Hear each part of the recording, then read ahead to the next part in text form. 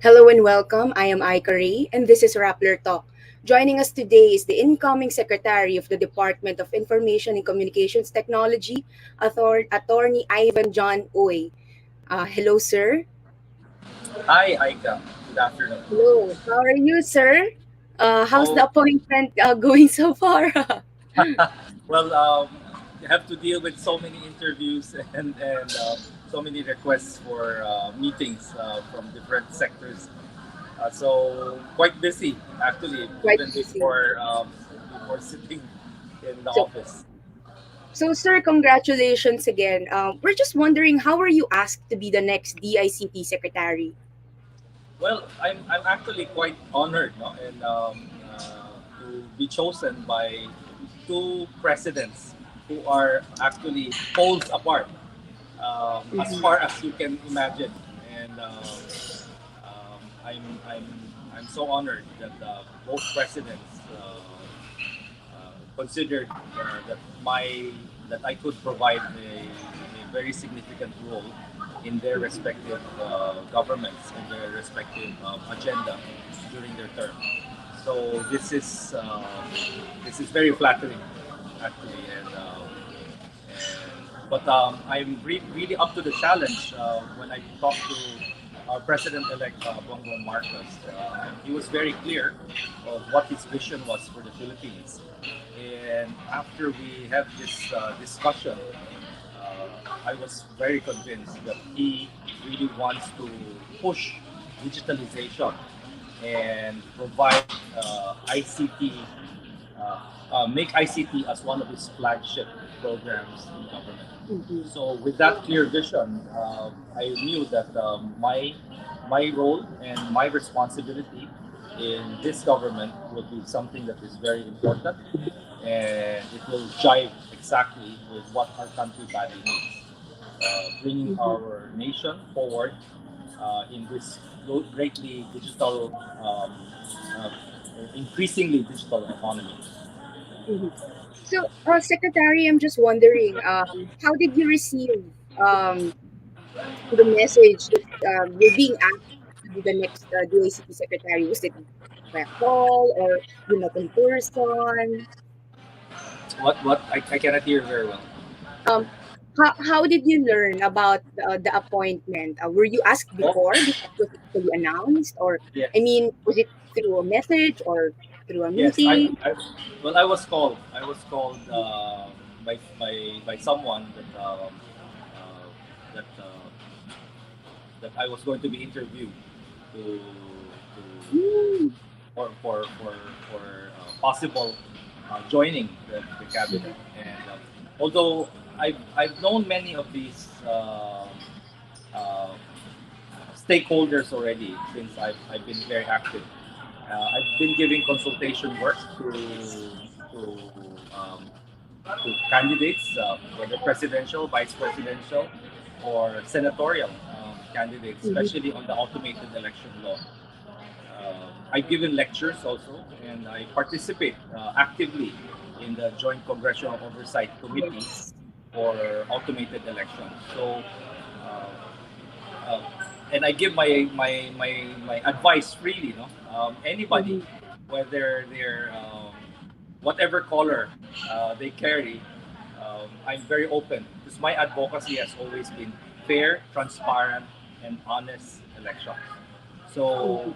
So that's why very often whenever I attend hearings in the JCOC, I call out, no, if there are any Mhm. things that I feel could compromise or could put some doubt on our electoral process. I call them out, and the good thing is I think most of them are heeded by our Mhm. COMELEC, by our candidates, and the candidates see that my knowledge and my advocacy in this area is it's very very strong. Mhm. And so with that, I've known all these candidates. When President Noy Noy was um, running, Mhm. he also sought my advice. on Mm, what the automated election was all about. Remember when he ran in 2010? It mhm. was the first time that the Philippines was. Yes. Are we still online? Yes. Yes, Aika? sir. I can hear you. Yes. So in 2010, it was the first time that we're getting into the automated election. Mm-hmm. So so everyone were, they didn't know what they were everybody was getting into. So so all the candidates actually were asking me what it's all about. So I Mm-hmm. freely gave my 2 cents worth, and also helped in public discourses to make the public understand what to expect in an automated election. So Okay.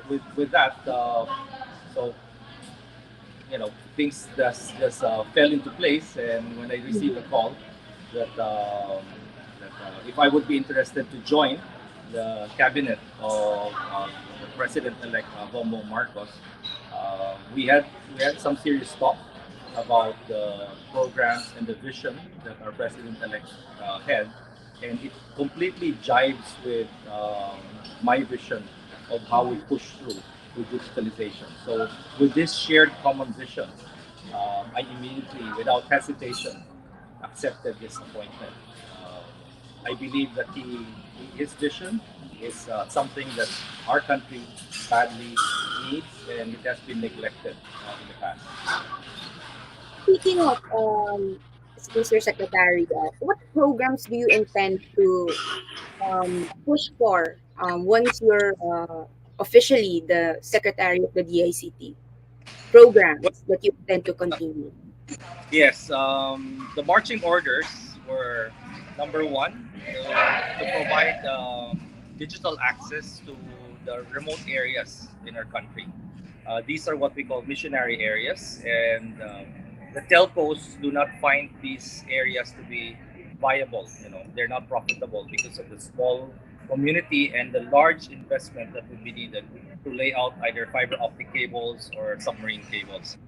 So, um, serendipitously, we just signed Yes. Elon Musk's Agree. project, no, on Starlink, and that satellite connectivity would really, really jumpstart our effort to connect these remote islands. So it has a very good download speed of up to 200 Mbps, which is comparable already to many of our broadband connectivity here in the metropolis. And this digital connectivity would be very, very, very important to bridge the digital divide and to bring our kababayans, no, in the outskirts of our country into the digital world and into the digital platform. However, of course, they will need to be trained. They will need to be also their skills have to be upgraded. But at the same time, we should also teach them on cybersecurity, not in terms of computer forensics or cyber investigation, but in terms of how to protect themselves in this highly digital exposed world Mm-hmm. of ICT. As you very well know, we're very challenged. Actually, not just us, the entire world is exposed to a lot of cyber crimes, cyber fraud, scamming. The criminals have moved from the physical world also into the cyber arena, and many of our citizens are not as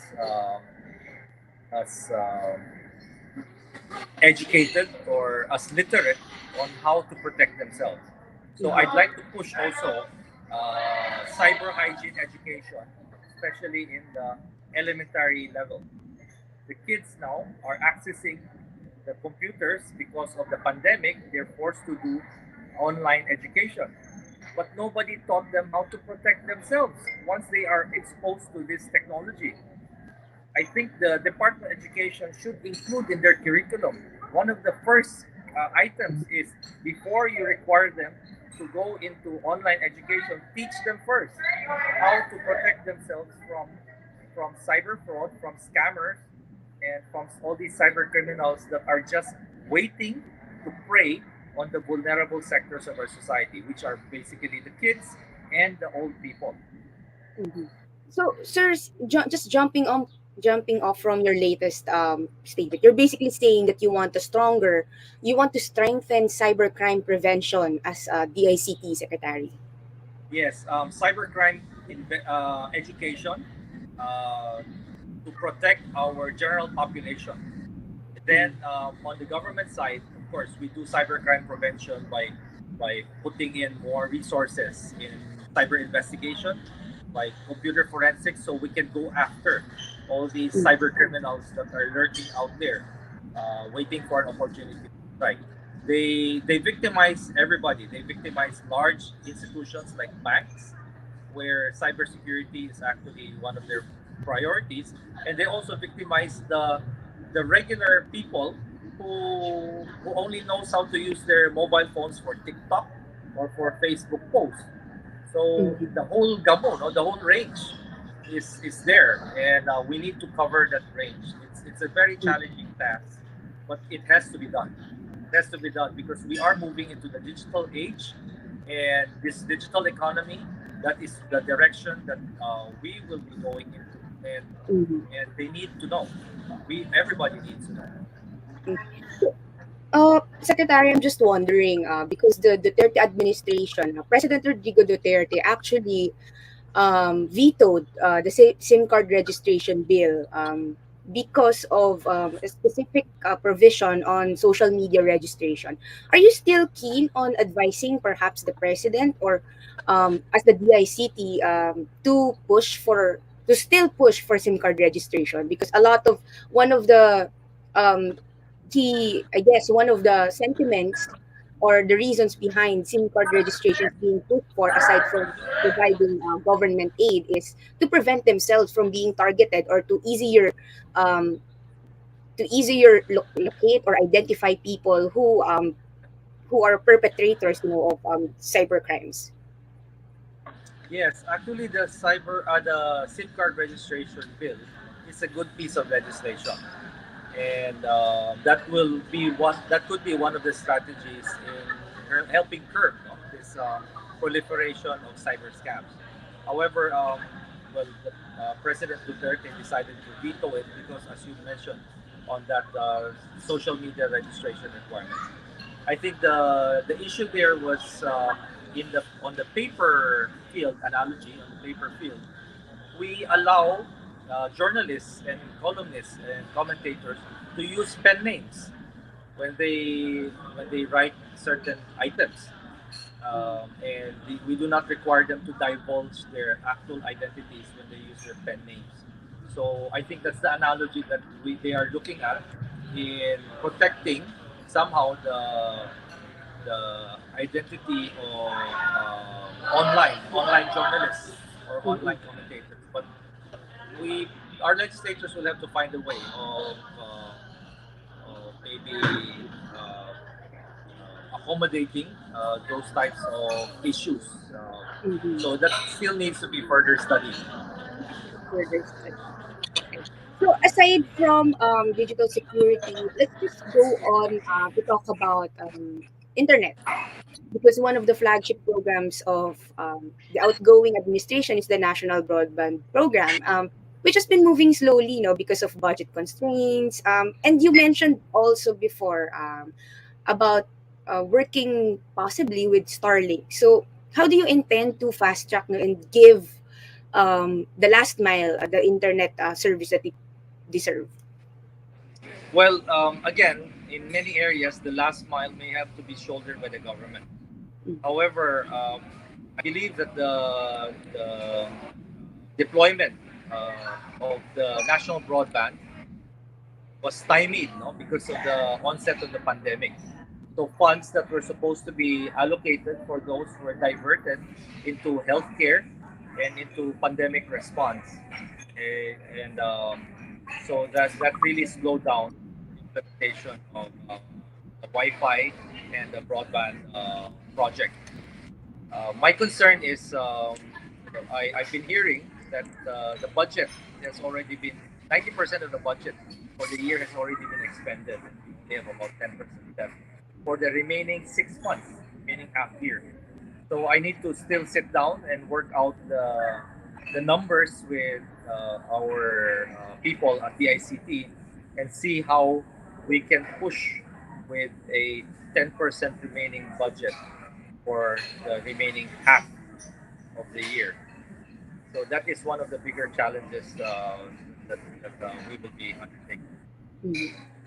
So, if anything, if we're just to talk about budget constraints, I guess your administration would be able to in would be able to push for projects maybe the next year because of the Yes, budget actually, constraints. I, I understand that the president-elect has already been meeting with the leaders of both houses in order to prepare the economic agenda for next year. So, you know, we haven't, none of us have assumed office yet, but we're already starting to work on it. So, because the marching orders of the president is don't sit on your butt.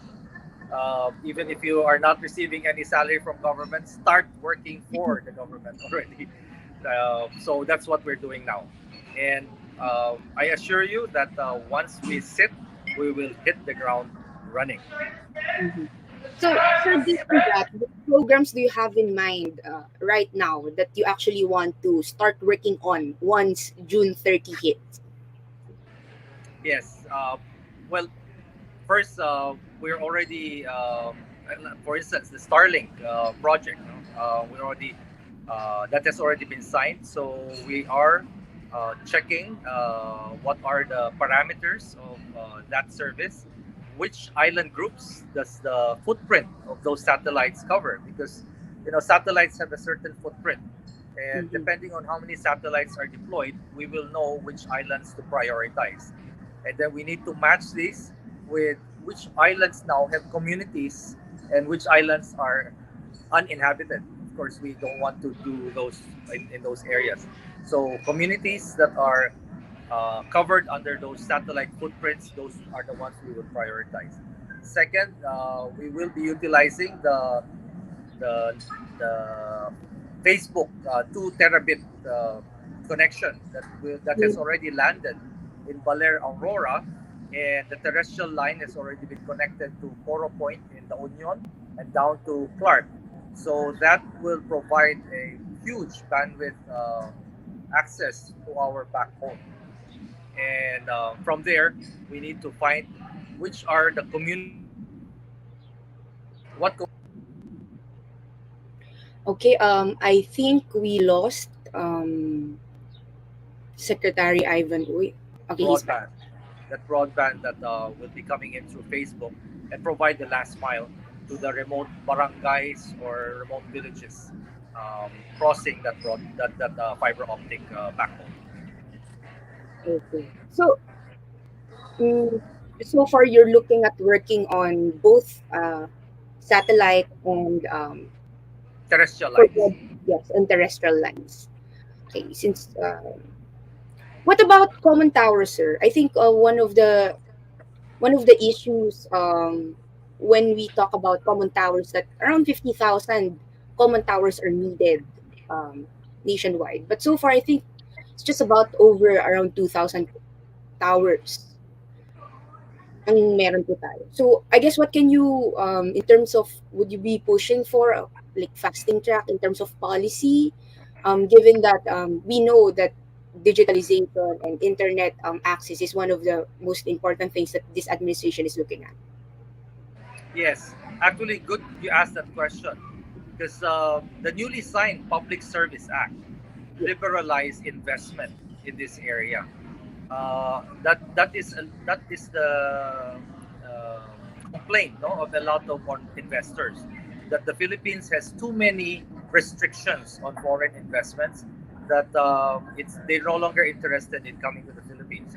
So our legislators has passed a lot of investment liberalization laws that will allow now foreign investors to infuse their capital and invest in these uh, industries which they were off limits to in the past.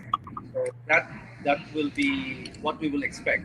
We'll expect more investors coming in, and it will address the capital requirements in putting up many of the infrastructure that we will need. Oh, sir, speaking of telco, are you planning or would you be pushing for more telco providers in the country, given that just recently we have the third telco, Dito Telecommunity, coming in? So, is this something that you plan to look at, having more providers? Um, we need to, I think, include more. However, we need to balance it, no? Because the telcos have to be profitable too. If there's too much competition that they're no longer profitable, it will not be healthy for the Mhm. telcos, and it will not be healthy for our economy. So we need to strike a balance. But competition is always good, so long as we have a healthy, robust competition, depending on the number of telcos coming in. So if you do have, even if you do only have three telcos, and the competition is fierce, then the public will benefit from it. But if you have five telcos operating and they're all in connivance with each other, then we really don't benefit much from it. So it's a balance that we need to strike. So for now, we're good with three telcos. Yes, so far I think there is some competition. There's pretty good competition. We see it in the pricing of the mobile networks, no? And even on the landlines, the land-based Wi-Fi services with other providers providing fiber optic connections. We have seen that the prices of the main telcos for home connection or office connection has significantly gone down, and the bandwidth has increased tremendously. So I Mhm. expect that we could still further put the prices down, and the quality of the service should still improve. Okay. I have another question. Let's just focus on cybercrime aspect. We're just wondering what will you do because a lot of websites, government included, alternative media as well, experience DDoS attacks. So would you be pushing for a probe on these matters? What's your Yes, take? yes, we do need a strong cyber defense strategy, as well as good cybercrime detection investigation. Our law enforcement agencies, I think, have been trained, and but they would require more resources and more training, no, in this Mhm. area. So that will have to be addressed thoroughly. I think the cyber investigators that we have are good, but you know, our problem is the salary standardization law. Mhm. Most of these talents are highly sought after and highly paid in the private sector. And so as soon as our government talents reach a certain level of proficiency and expertise, they're immediately hired and leave for the private Elsewhere. sector, and we cannot match their salaries. So our hands are tied with the salary standardization, and I think that's one of the plea I need to make to our legislators to find ways of how we can keep our talent and pay them the right salary. They've Mhm. done this in our GOCCs. You would see that government employees who are working for the government owned and controlled financial corporations are receiving very high salaries. So it's a recognition of the importance and the uniqueness of their skill sets in government. I'm sure that by now our legislators already know that these skill sets in the ICT sector command a very high price. Mhm. And if we want our government to be effective and responsive to the needs of our government, we need good talents, and we need to pay them a good salary. Mhm.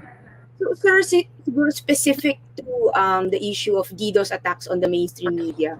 would you be pushing for a probe, especially some of the attacks have been traced to the ISPs used by the AFP? We'll see. No, I don't know the resources of the AFP for now, but any attack, whether it's on media, on financial institutions, on government institutions, deserve to be looked into and find out how these attacks happen, what vulnerabilities were exploited in these attacks, and ensure that this should not happen in the future. So it's always a learning experience, and at the same time, our cyber criminals are very innovative. They always find new ways. You set up certain protection, they will find ways of going around those and exploit vulnerabilities. We see that not just in Philippines, no, we see that also in even in first world countries. The U.S., Israel, and many other countries are also subject to a lot of these cyber attacks. Mm-hmm. So it's always a cat and mouse game, and we need to be ahead of the cyber criminals in this area. Mm-hmm. Sir, when you were in the CICT, you aimed to streamline government processes and you also pushed for open government principles. I'm just wondering, is this something that you also want to do now that you're DICT secretary? Yes, definitely. If you're not aware yet, the secretary of the DICT sits as chair of the COMELEC Advisory Council. So with that, we will pursue um, um, the common advocacy that we all have to have fair, transparent, and honest elections. Uh, we would need to improve the communications group of COMELEC to be able to communicate better with the public and Mhm. with all the stakeholders in being more transparent in many of their implementation. Sometimes kasi may mga gustong gawin ng COMELEC, legit naman. Ngunit Mhm. because they don't tell the public, we just discover it, then we are alarmed and we want an explanation. So that's the time when doubts already arise, no? Mhm. And it creates mistrust. So I think Mhm. they need to improve on their communication strategy, be more open to divulge or to disclose information that will not affect the security of the system, but will assure the public that no hanky-panky is going on in whatever they're doing. And so I think proper communication would definitely help. And of course, it's about time for us to also look at local technology for elections. The system is not rocket science, and we have tremendous talent in the Philippines and very good IT providers that can actually do the elections for us. Remember, we are one of the IT BPO centers of the world. We do computerization for first world countries. They outsource it to us. We should be outsourcing our election systems to everybody else. Diba? Okay. So, sir, speaking of elections, would you be backing calls for a shift to hybrid election system? Well, hybrid is a compromise. There are a lot of criticism that with a purely automated election, there is difficulty in ascertaining actually how the machines read the votes. Although there are several ways of providing assurance, such as the VVPAT, no, the voter verifiable paper trail, audit paper trail, which is the recibo, which we see, and at the same time, encryption of the data when it's transmitted. It's still a lot of people are not very satisfied with that. So I think hybrid is a good compromise, but we need to look at what will be the costs involved in a hybrid system. At the same time, will it be defeatist in having a faster transmission? Because if you would recall, in the past, whenever we had manual elections, the teachers are suffering. because Mm-hmm. they are threatened, they're intimidated while they are doing the manual count Mm-hmm. of the ballots. While in the automated system, once it's transmitted, when the goons come in to threaten the teacher, sorry, it's already been sent. We can't do anything about it, diba? So Mm-hmm. we need to do that. One of the things that I'd really like to explore with Comelec is perhaps do a similar to our overseas voting for the conflict areas like BARMM. So instead of the BARM, because it's always the BARM, that area that's always violent prone, and that's also where a lot of operations, quote unquote, happen, where vote candidates suddenly receive zero votes when even if they have watchers and they have followers there. So perhaps Comelec might want to explore that. Let's have an earlier election in BARM, similar to what we do in overseas with the embassies, and so that area will be highly secured. We can have the entire armed forces of the Philippines protecting the voting, but the information will not be disclosed yet. It will be secured. It will be transported to Comelec headquarters. Then, when the actual election happen all over the country, then that's the time we open the votes or the ballots that were cast in the BARMM. So I think that's one of the thinking out of the box solutions that I'm proposing to Comelec. Okay.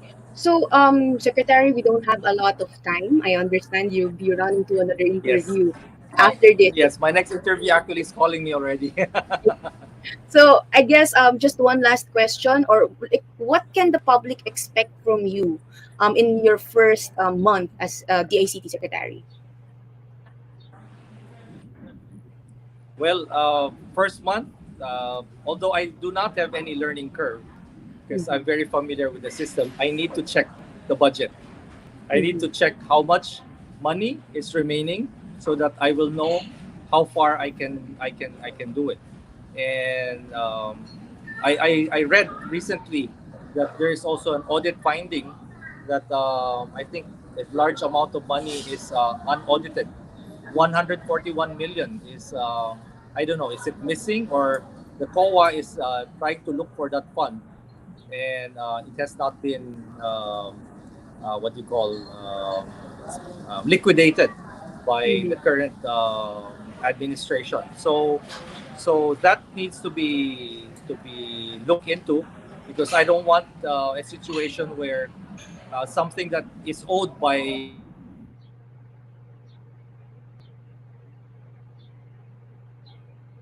the previous administration is carried over, and I'm not answerable to those missing funds that are out there. So I need to meet with COA to see what has been flagged, what has been disallowed, and a certain who should be responsible for all of those funds. Mm-hmm.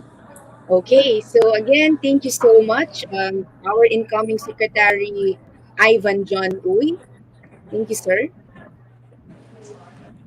Thank you very much again, and well, we'll see you more often in the coming Yes, months and years. thank Thank you you. so much. Okay. Again, I am Ikari, and this is Rappler Talk.